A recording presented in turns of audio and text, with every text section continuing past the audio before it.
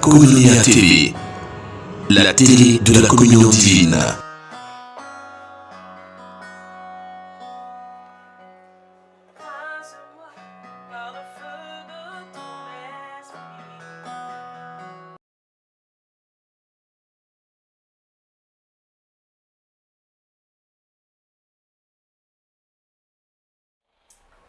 Bonjour, bien-aimés du Seigneur, c'est le prophète Coco. Ce matin, je voudrais vous exhorter sur un thème. Et ce matin, notre grand thème, c'est la grande moisson.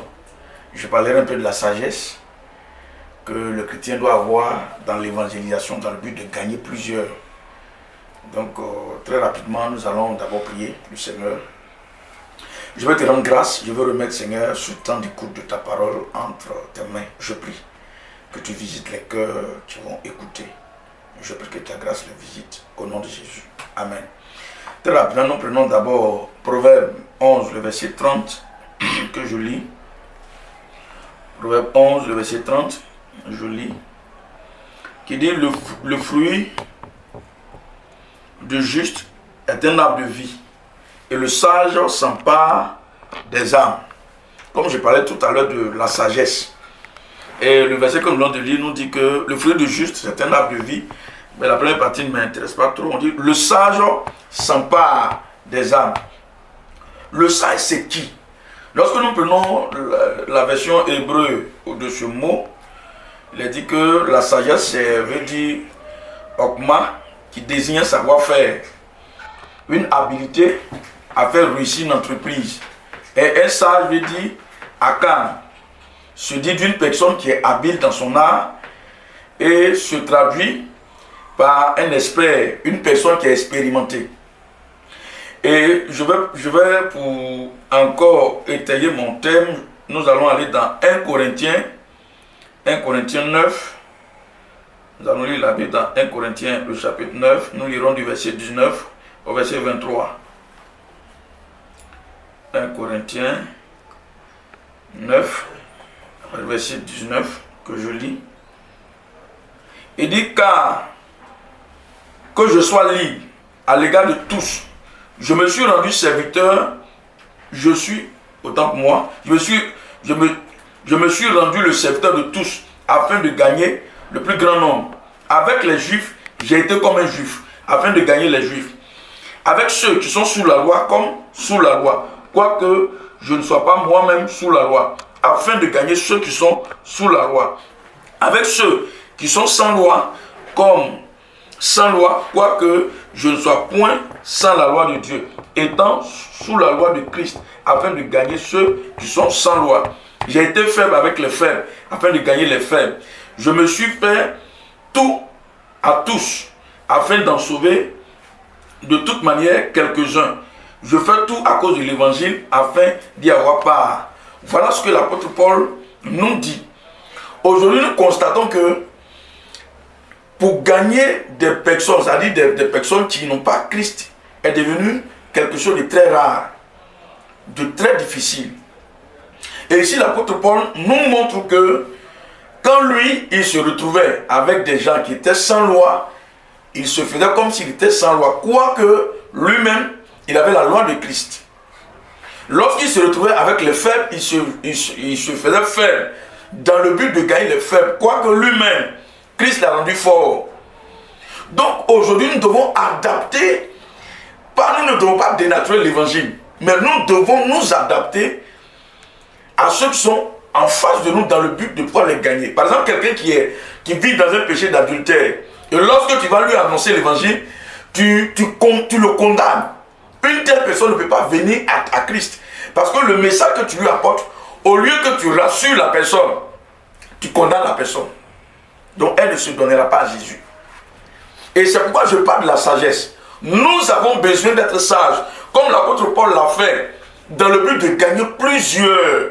Et dans chaque tranche, ou dans chaque... il dit qu'avec les faibles, il a été faible. Avec les non-lois, avec les sans-lois, il a été comme un sans-loi. Avec ceux qui ont la loi, il a été comme s'il avait la loi. Avec ceux qui étaient forts, il était question qu'ils deviennent forts, dans le but de les gagner.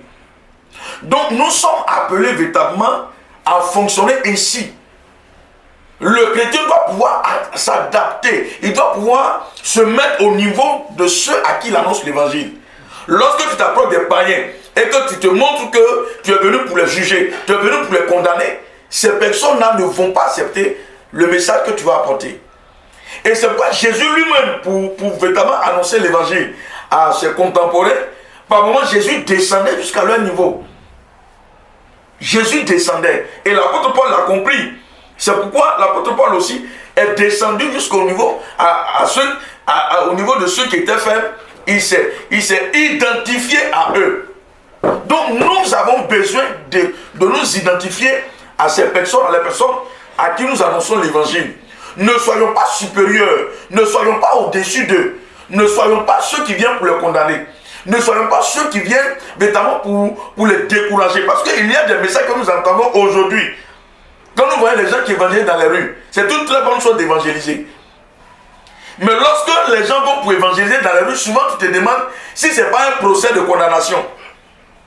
C'est des messages pour condamner les personnes. Et ça fait que les gens ne peuvent pas venir à Jésus parce qu'ils se sentent déjà condamnés.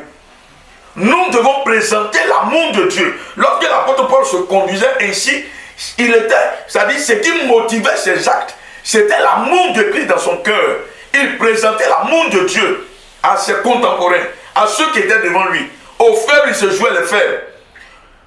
À ceux qui étaient sans loi, il se jouait les sans loi. Quand bien même qu'il avait la loi de Christ. Mais qu'est-ce que nous constatons aujourd'hui? Nous constatons que nous, en tant qu'enfants de Dieu, d'abord, nous refusons. D'abord, il y a des gens qui ont eu l'occasion de se faire former. Bon, ils disent que le Saint-Esprit les forme. Bon, et beaucoup comme ça, sur le terrain, vont pour aller évangéliser, qui disent des bêtises, qui vont pour condamner les gens, au point que les gens ne veulent plus venir à l'église, parce qu'on n'est pas sage dans notre manière de parler aux gens. D'évangéliser, on n'est pas sage.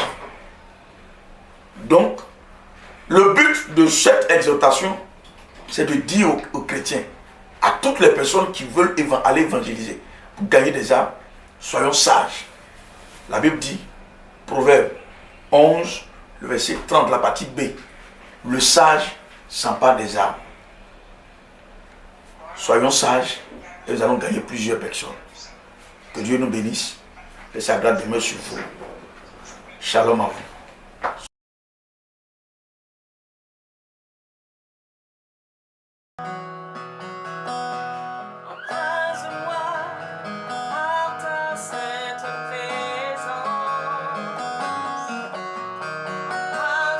Koinonia TV, la télé de la communauté divine.